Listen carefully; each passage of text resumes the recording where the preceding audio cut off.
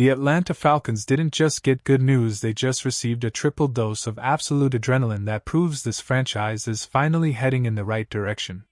We are looking at a future so bright it's actually blinding, and if you aren't excited about what is happening on the defensive side of the ball, you need to check your pulse.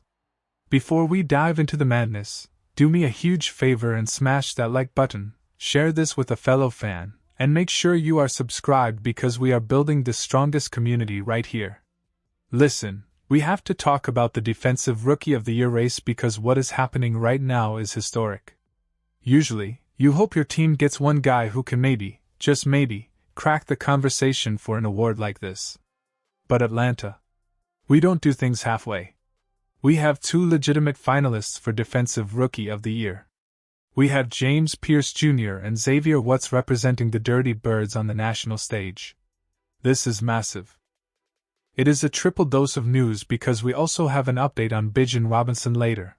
But right now, I need to give flowers to these two defensive monsters because you simply cannot tell the story of this revamped defense without shouting these names from the rooftops. Think about how insane this is. The national media, specifically Sports Illustrated, identified this early, but now it is official. We have an edge rusher in Pierce Jr. and a safety in Watts both vying for the same trophy. The competition is stiff, I won't lie to you, they are going up against guys like Abdul Carter from the Giants and Carson Schwesinger from the Browns. But when you look at the field of 5 finalists, the Falcons hold 40% of the spots.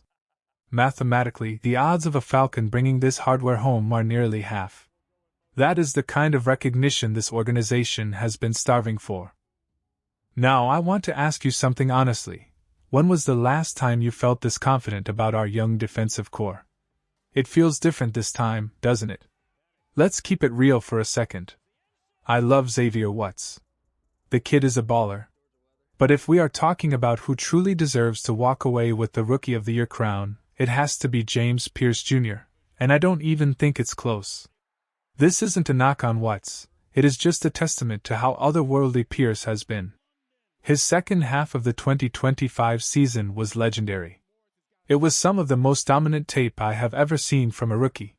He isn't just playing, he is taking over games. We are looking at a stat line that is terrifying for opposing offensive coordinators. 10 tackles for loss, 10.5 sacks, and 16 quarterback hits. But the number that really jumps off the page is his pass rush win rate. 14%. That isn't just good for a rookie. That is 16th best in the entire NFL, period. He is already playing at an elite veteran level. Watching him play gives me serious Micah Parsons vibes, and I am standing 10 toes down on that comparison.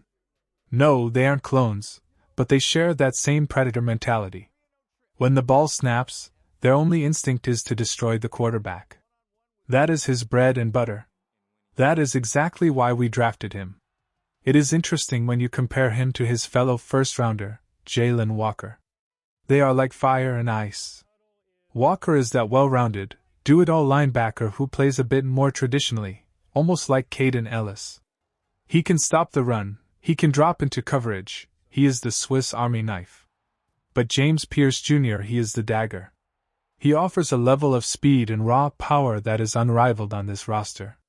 While Walker is going to be a hallmark of this defense for a decade because of his versatility, Pierce is the guy who makes the highlight reels. I truly believe Walker could jump up to 8 or 9 sacks next year, but Pierce, I'm looking at 12 to 13 sacks easily. The ceiling for this kid doesn't exist.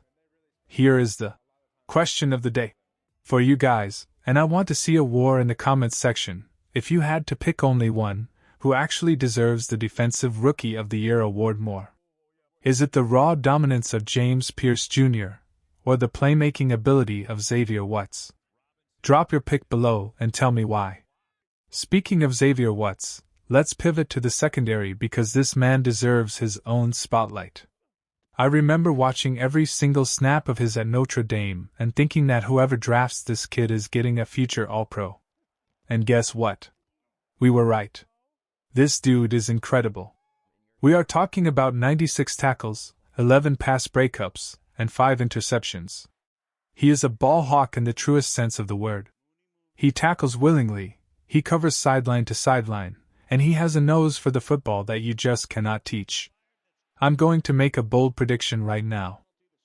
By the end of year 3, Xavier Watts will be unanimously considered the best safety in the NFL. It is ironic because the guy currently holding that title is Kyle Hamilton, another Notre Dame alum. But if you look at the numbers from the 2025 season, Watts actually had a better year. Hamilton is great, don't get me wrong, but Watts had more interceptions and, crucially, allowed a significantly lower passer rating when targeted. Quarterbacks had an 89.7 rating against Watts compared to over 98 against Hamilton. The numbers don't lie. And here is the reality that the rest of the league is terrified to admit. The Atlanta Falcons have the best safety duo in football. Between Jessie Bates and Xavier Watts, we have 2 top 5 talents patrolling the same field. That is a luxury most teams dream of. I know the salary cap is a real thing and eventually, business decisions have to be made, but we need to keep this duo together for as long as humanly possible. You do not break up a Batman and Robin combination like this. Finally, we have to talk about the offensive side of the ball and our sweet, glorious prince, Bijon Robinson. It is a triple dose of news because Bijan is officially a finalist for Offensive Player of the Year. He is standing alongside names like Drake May, Christian McCaffrey, and Puka Nacua. Now, I have to be the bearer of slightly bad news here. Realistically, Bijan is probably not going to win the award. It hurts to say, but the team's record and the way the season went down is going to work against him. Voters love winners, and with guys like Drake May and Puka playing in championship games, Bijan gets overlooked because we missed the playoffs. But let's be crystal clear about one thing. Bijon Robinson is the best player at his position in the NFL. Yes, I said it. I am taking him over Christian McCaffrey. McCaffrey might have the edge in the receiving game, but pure rushing talent. It's Bijan. It isn't even an argument. He is the most electric ball carrier on the planet. Even if he doesn't take home the trophy this year, the fact that he is a finalist despite the team's struggles proves just how special he is. We have so much to look forward to. We have the young pass rushers, the elite secondary, and the best running back in the game. The foundation is set. Now we just need to stack the wins. I want to see you guys showing some love for our running back in the chat.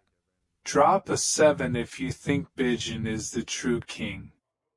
I am going to wrap this up here, but stay tuned because we have a lot more cooking. This is just the beginning. Rise up.